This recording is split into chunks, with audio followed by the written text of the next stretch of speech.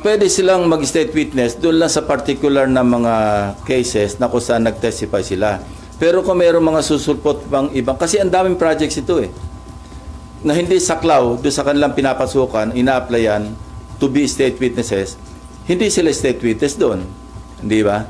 Kasi sila yun i-implicate. Depende yun sa DOJ, depende yun sa korte. So wala pa rin silang gusto sa iba?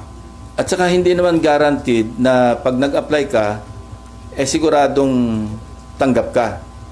Pwede kang mag-suffer ng ibang consequence or consequences na ma-shorten lang yung jail term mo through plea bargaining. Nag-restitute ka, pagkatapos umamin ka, pwedeng sa halip na mahaba yung jail term, babaan, okay, bigyan ng probation, yung mga ganon. Ito yung parang sinabi ko sa kanila nung nag-uusap kami tungkol sa pagiging state witness.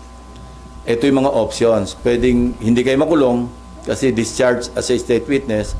Pwedeng makulong pero mas mababa yung, or pwedeng masintensyahan pero under probation, hindi na kayo makukulong.